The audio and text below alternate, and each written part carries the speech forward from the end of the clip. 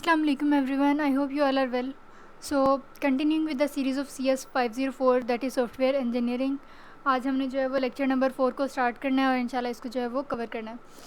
तो बेसिकली हम बात कर रहे थे सॉफ्टवेयर की जो सॉफ्टवेयर डेवलप करना होता है तो उसके लिए क्या क्या रिक्वायरमेंट्स आपको चाहिए होती हैं और क्यों चाहिए होती हैं, ये सारा कुछ हमने चैप्टर नंबर 3 में जो है वो कवर किया था. अब इस चैप्टर में हमने कुछ टॉपिक्स कवर करने हैं, तो चलें स्टार्ट करते हैं. देखें, अब सबसे पहले आपके पास है some risks from inadequate requirement process. अगर आपने जो रिक्वायरमेंट गैदरिंग का प्रोसेस था वो अगर इनएडिक्वेट इनअप्रोप्रिएटली अगर आपने जो है वो ये परफॉर्म किया है ये स्टेप, तो फिर क्या रिस्क्स इसमें इन्वॉल्व्ड हैं आपके पास, राइट. तो देखें, सबसे पहले अभी ये लॉन्ग में आ जाता है या शॉर्ट में कि discuss some major risks from inadequate requirement process, या अगर वो आपसे कॉन्सेप्चुअली पूछे तो वो इस तरह आ जाता है कि कुछ सिनेरियो दे देंगे. For example, mister Aslam is has intended to develop a software, now mention some risks if he performs the requirement gathering process inadequately. तो मतलब इस तरह से कॉन्सेप्ट वही होगा, बस थोड़ा सा सिनेरियो चेंज हो जाएगा, ठीक है. तो चलिए हम स्टार्ट करते हैं. सबसे पहले है कि inefficient user involvement leads to unacceptable products. अब क्या होता है कि इनसफिशेंट यूज़र इन्वॉल्वमेंट क्या होगा कि एंड यूज़र्स किसी भी प्रोडक्ट यहाँ पे मैं किसको कह रही हूँ, किसी भी सॉफ्टवेयर सिस्टम को, ठीक है, जो एक सॉफ्टवेयर इंजीनियर जो है वो डेवलप करने जा रहा है. तो जिस यूज़र ने यूज़ करना है उस सॉफ्टवेयर को, अगर हम उसी को इनसफिशेंटली इन्वॉल्व करेंगे, उससे ही प्रॉपरली इंटरेक्ट नहीं करेंगे, उससे पूछेंगे नहीं, और जो स्टेक होल्डर्स वगैरह होते हैं उन सब से अगर हम इनकम्प्लीट इन्फॉर्मेशन लेंगे, तो क्या होगा कि आखिर में जो हम प्रोडक्ट बनाएंगे वो अनएक्सेप्टेबल होगी. क्यों? क्योंकि हमने यूज़र से पूछा ही नहीं था कि उसको एग्जैक्टली चाहिए क्या. तो जब हमें पता ही नहीं है कि जो एंड यूज़र ने जब यूज़ करना है तो उसको चाहिए क्या, वो क्या डिमांड कर रहा है उस सॉफ्टवेयर से, तो डेफिनेटली जो हम प्रोडक्ट बनाएंगे वो अनएक्सेप्टेबल ही होगी, ठीक है.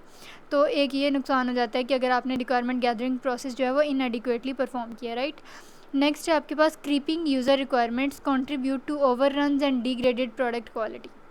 अब क्रीपिंग यूज़र रिक्वायरमेंट्स बेसिकली क्या होता है कि बजट और टाइम ओवररन्स में होता है. इसमें फॉर एग्जांपल आपके पास क्या होगा कि अगर आपने कोई सॉफ्टवेयर डेवलप करना स्टार्ट किया और किसी लेटर फेज़ पे आपको पता चले कि ये रिक्वायरमेंट तो इसमें ऐड होनी थी, या फिर आपको रियलाइज़ ही बाद में हो कि ये रिक्वायरमेंट इसमें ऐड होनी रह गई है और अब मैं इसको लिस्ट में ऐड कर लूँ, तो इसको हम कहते हैं रिक्वायरमेंट क्रीप, ठीक है. क्रीपिंग यूज़र रिक्वायरमेंट या रिक्वायरमेंट क्रीप एक ही बात है. और इसमें क्या होता है कि हम किसी एडवांस स्टेज पे सॉफ्टवेयर के पहुंच चुके होते हैं और फिर हमें रियलाइज़ होता है कि इसमें हमने प्रॉपर्ली तो रिक्वायरमेंट्स गैदर की नहीं थी, इसमें तो कुछ ना कुछ कहीं मिसिंग था.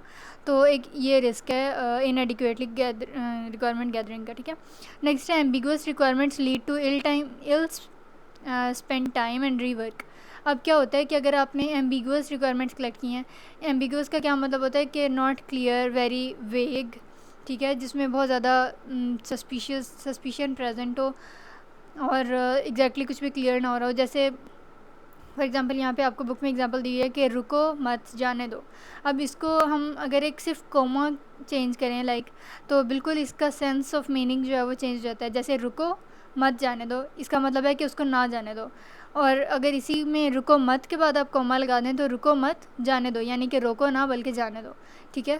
तो इससे क्या होता है कि अगर आपने ऐसी रिक्वायरमेंट्स गैदर की हैं जो एम्बिगुअस हैं, जो क्लियर ही नहीं हैं, तो फिर क्या होगा कि हम टाइम भी लगा रहे होंगे लेकिन वो इल स्पेंड टाइम होगा, यानी कि यूज़फुल नहीं रहेगा, और इसके अलावा बार बार उस पर काम करना पड़ेगा, तो रिवर्क हो जाएगा. अच्छा जी, अब नेक्स्ट है gold plating by developers and users add unnecessary features. अब गोल्ड प्लेटिंग डेवलपर्स कैसे करते हैं कि अगर आपने रिक्वायरमेंट्स गैदरिंग की, आपको पता चल गया कि एंड यूज़र्स को क्या क्या फ़ीचर्स चाहिए, लेकिन जब हम सॉफ्टवेयर डेवलप करने लगें तो उसमें हम खुद से कोई न्यू फीचर्स ऐड करें और हम कहें कि हो सकता है ये यूज़र को बहुत अच्छा लगे या उसको ये बहुत ज़्यादा इंटरेक्टिव लगे, ये वो, तो असल में रिक्वायरमेंट्स गैदरिंग का वो पार्ट ना हो फीचर, और हम उस सॉफ्टवेयर को डेवलप करते हुए ख़ुद से ऐड कर लें, तो वो गोल्ड प्लेटिंग हो जाती है, जिसकी वजह से क्या होता है कि अननेसेसरी फीचर्स जो असल में एंड यूज़र को चाहिए ही नहीं होते वो ऐड हो जाते हैं. तो इससे भी अवॉइड करना चाहिए, राइट. उसके बाद है minimal specifications lead to missing key requirements and hence result in an unacceptable product. अब मिनिमल स्पेसिफिकेशंस का क्या मतलब है? It means the least number of specifications, कि हम कहेंगे हमने तो अपनी रिटर्न डॉक्यूमेंटेशन को भाई बहुत ज़्यादा कन्फाइंड रखना है, बहुत कम रखना है, तो बस कम से कम स्पेसिफिकेशंस इकट्ठी कर लो. तो जब कम से कम स्पेसिफिकेशन इकट्ठी करेंगे तो क्या होगा कि आपके पास की रिक्वायरमेंट्स जो हैं रिक्वायरमेंट इंजीनियरिंग फ़ेज़ में वो मिस कर जाएंगी, राइट। और फिर जिसकी वजह से अनएक्सेप्टेबल प्रोडक्ट बनेंगी। अब जैसे यहाँ पे आपको एक एग्जांपल मैं आपको दिखाती चलूँ कि अगर एवरेज का कोई फंक्शन है और एवरेज में हमें ये पता चले कि 2 टाइम स्पेंस के दरम्यान में वाटर लेवल को कैलकुलेट करना है, तो अब वो मतलब ये एग्जांपल अगर आपसे पेपर में पूछ रहे हैं कि मिनिमल रिक्वायरमेंट का केस कैसे है, तो मिनिमल रिक्वायरमेंट का केस ऐसे है कि अगर वो कहें कि पिछले 6 महीनों की प्रोग्रेस बताओ कि क्या एवरेज आ रहा था ये वो, तो इस चीज़ के साथ डील करने के लिए यहाँ पे कुछ भी मेंशन नहीं है, ठीक है। तो मतलब यहाँ पे प्रॉपर्ली रिक्वायरमेंट्स ही नहीं कलेक्ट की गई और पता ही नहीं चला कि एंड यूज़र को चाहिए क्या था। And last but not the least, incompletely defined requirements make accurate project planning and tracking impossible. Like अगर आपने requirement gathering ही incompletely की है तो क्या होगा कि प्रोजेक्ट को प्लान जो करते हैं और ट्रैक करना होता है डेवलपर्स ने और सॉफ्टवेयर इंजीनियर्स ने, तो उनके लिए वो मुश्किल ही नहीं बल्कि इम्पॉसिबल हो जाएगा, ठीक है। तो ये तो थी the risks which are involved if we perform the requirement gathering process inadequately, right. तो अब हम नेक्स्ट टॉपिक स्टार्ट करते हैं, but before this if you are new to the channel then don't forget to subscribe and hit the bell icon. Okay, so next topic हमारे पास है levels of software requirement. अब नाम से ही पता चल रहा है कि हम इसमें करने क्या जा रहे हैं, ठीक है। सबसे पहले आपके पास आ गया बिजनेस रिक्वायरमेंट। अब देखें रिक्वायरमेंट गैदरिंग होती है ना, तो वो डिफरेंट लेवल्स पे होती है। किसकी रिक्वायरमेंट गैदरिंग, किसी भी सॉफ्टवेयर को डेवलप करने की, इसीलिए इसको सॉफ्टवेयर रिक्वायरमेंट्स हमने यहाँ पे कहा हुआ है। अच्छा, बिजनेस रिक्वायरमेंट में क्या होगा कि जो हाई लेवल यूज़र्स हैं बिज़नेस के, तो उनको एज सच एक सॉफ्टवेयर से क्या चाहिए, वो क्या डिमांड कर रहे हैं अपने बिज़नेस को अपने बिज़नेस से ज़्यादा रेवेन्यू जनरेट करने के लिए, तो ये सारा कुछ जो है वो बिज़नेस रिक्वायरमेंट में आता है। और इसमें क्या होता है कि मेन सिस्टम फीचर्स और फंक्शनैलिटीज़ आ जाएंगी, और इसमें ज़्यादा निटी ग्रिटी डिटेल्स में ज़्यादा ही हम डिटेल और डेप्थ में नहीं जाते, बल्कि ओवरऑल हम सिस्टम से यानी कि जो बिज़नेस के स्टेक होल्डर्स वगैरह हैं वो सिस्टम से क्या एक्सपेक्ट कर रहे हैं, हमने बस इसमें यहाँ पर ये कलेक्ट करना होता है, ठीक है। तो अक्सर मैच द कॉलम की फॉर्म में या फिर एमसीक्यूज़ में ये डिफरेंट लेवल्स आ जाते हैं रिक्वायरमेंट सॉफ्टवेयर रिक्वायरमेंट्स की, तो इनको एक बार रीड आउट भी कर लें तो इट विल बी बेटर।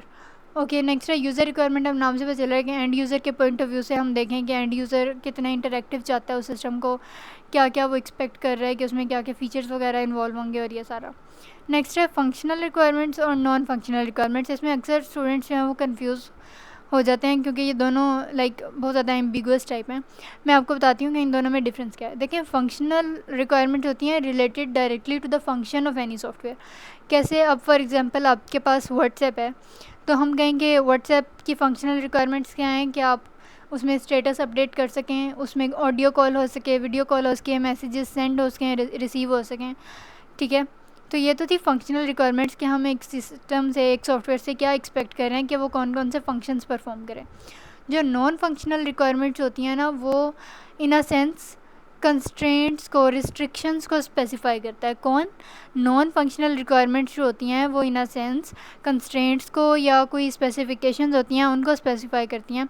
अब मैं अगर व्हाट्सएप की एग्जांपल ही लेके चलूँ तो फंक्शनल रिक्वायरमेंट्स तो मैंने आपको बता दी कि व्हाट्सएप डेवलप करने के लिए क्या क्या फंक्शनल रिक्वायरमेंट्स थी, लेकिन अगर मैं कहूँ कि वो एंड्रॉयड पे भी व्हाट्सएप की एप्लीकेशन जो है वो रन करे, इसी तरह आईफोन्स में रन करे, लैपटॉप्स में भी अगर वेब व्हाट्सएप जैसे होते हैं तो वो रन करे, कंप्यूटर्स में हो, इसमें हो, उसमें हो, तो मतलब ये मेरी नॉन फंक्शनल रिक्वायरमेंट्स हैं कि एक तरह से मैं कन्फाइन करना चाह रही हूँ कि मेरा सिस्टम जो है वो किस किस जो है वो सिस्टम पे एप्लीकेबल हो, किस किस पे के साथ जो है वो कंपैटिबल हो, कहाँ पे रन करे, ठीक है। तो ये तो थी नॉन फंक्शनल रिक्वायरमेंट्स। और इसी तरह से अगर नॉन फंक्शनल रिक्वायरमेंट्स की बात करें कि वो कितना यूज़र फ्रेंडली हो और कितना कॉस्ट इफेक्टिव हो, क्या उसकी परफॉर्मेंस हो, तो ये सारे जो एक्स्ट्रा सी स्पेसिफिकेशंस होती हैं जो डायरेक्टली फंक्शन से रिलेट नहीं कर रही होती हैं, हम उनको नॉन फंक्शनल रिक्वायरमेंट्स कहते हैं, ठीक है। तो यहाँ पे एग्जांपल्स भी दी हुई हैं, जैसे non functional requirements for example ये हैं कि सन सोलारिस एक ऑपरेटिंग सिस्टम है, अब तो ये काफ़ी ऑब्सोलीट हो गया, तो इस मतलब विंडोज़ पे रन करे या सन सोलारिस पे करे या आईफोन में करे, एंड्रॉयड में करे, दिस एंड दैट। इसी तरह फंक्शनल रिक्वायरमेंट्स क्या होती हैं कि कौन कौन से वो फंक्शंस परफॉर्म करें। तो अक्सर आपसे कोई सिनेरियो भी पूछ लिया जाएगा और कहेंगे कि बताओ ये इसमें फंक्शनल रिक्वायरमेंट कौन सी है, नॉन फंक्शनल कौन सी है, तो आपने बस यही माइंड में रखना है कि अगर if it is directly related to the function performed by the software being developed then it will come under the umbrella of functional requirements, otherwise ये आपके पास नॉन फंक्शनल रिक्वायरमेंट्स होंगी, ठीक है। अच्छा जी, यहाँ पे स्पेल चेकर की एक एग्जांपल दी हुई है, इसको भी एक बार रीड कर लें, ज़्यादा मुश्किल नहीं है, फिर भी अगर कोई कन्फ्यूजन हो तो you can always drop a comment. अच्छा, अब नेक्स्ट है स्टेक होल्डर्स। देखिए स्टेक होल्डर्स क्या होते हैं। Stakeholders are the different people who would be interested in using the software. मतलब स्टेक होल्डर्स वो लोग हैं जो कोई सिस्टम को, किसी सॉफ्टवेयर को यूज़ करने के लिए इंटरेस्टेड होंगे, तो उनको हम कहते हैं स्टेक होल्डर्स। तो रिक्वायरमेंट गैदरिंग में आपने क्या करना है, उनकी इंपॉर्टेंस को आपने ओवरलुक नहीं करना, आपने इग्नोर नहीं करना। क्यों? क्योंकि definitely stakeholders play an important part. क्यों? क्योंकि वो इन्वेस्ट कर रहे होते हैं सॉफ्टवेयर वगैरह में, ठीक है। और इसी तरह जो एंड यूज़र्स होते हैं, at the very end of the day use तो एंड यूज़र्स ने करना है, तो उनकी भी इंपॉर्टेंस को हम ओवरलुक नहीं कर सकते। अच्छा जी, अब ये बड़ा इंपॉर्टेंट शॉर्ट क्वेश्चन है कि रिक्वायरमेंट स्टेटमेंट और रिक्वायरमेंट स्पेसिफिकेशन डॉक्यूमेंट्स में क्या डिफरेंस है। देखें, रिक्वायरमेंट स्टेटमेंट जो है ना, उसको कहते हैं रिक्वायरमेंट डेफिनेशन। रिक्वायरमेंट स्टेटमेंट को कहते हैं रिक्वायरमेंट डेफिनेशन, और ये यूज़र की रिक्वायरमेंट्स को डॉक्यूमेंट करने के लिए, लिखने के लिए, बताने के लिए यूज़ होता है। जो रिक्वायरमेंट स्पेसिफिकेशन है ना, पहले हमने स्टेटमेंट की बात की है, अब जो रिक्वायरमेंट स्पेसिफिकेशन है उसको हम कहते हैं फंक्शनल स्पेसिफिकेशन, ठीक है। और ये किस लिए यूज़ होता है, ये फंक्शनल रिक्वायरमेंट्स को बताता है किसी भी सॉफ्टवेयर की। अब यहाँ पे मैंने आपको दो डिफरेंस पैरेलल वेज में बताए हैं। क्या बताया कि जो रिक्वायरमेंट स्टेटमेंट होती है उसको हम रिक्वायरमेंट डेफिनेशन भी कहते हैं, और ये यूज़र की रिक्वायरमेंट्स को डॉक्यूमेंट करता है, ये वाला डॉक्यूमेंट। अब जो रिक्वायरमेंट स्पेसिफिकेशन है वो फंक्शनल स्पेसिफिकेशन होती हैं, और ये जो है वो फंक्शनल रिक्वायरमेंट्स को बताता है, ठीक है। ये आपने शॉर्ट के लिए अच्छे से कर लेना है, और MCQs के लिए भी आ जाता है इसमें। नेक्स्ट आपसे पूछ लिया जाए अगर कि रिक्वायरमेंट स्टेटमेंट, जिसको मैं रिक्वायरमेंट डेफिनेशन भी कह रही हूँ, या जिसको मैं कह रही हूँ कि भाई डॉक्यूमेंट करना है यूज़र की रिक्वायरमेंट्स को, कि आपके एंड यूज़र को क्या चाहिए, तो उसकी क्या क्या कैरेक्टरिस्टिक्स होनी चाहिए किसी गुड रिक्वायरमेंट स्टेटमेंट की, अक्सर पेपर में आ जाता है। तो सबसे पहले वो कंप्लीट होना चाहिए, ठीक है। उसके बाद वो करेक्ट होना चाहिए, एक्यूरेट होना चाहिए। उसके बाद फिजिबल होना चाहिए। फिजिबल का क्या मतलब है कि उसकी कैपेबिलिटीज़ और लिमिटेशंस उसको अच्छे तरीके से पता होनी चाहिए, और वो कंपैटिबल भी हो।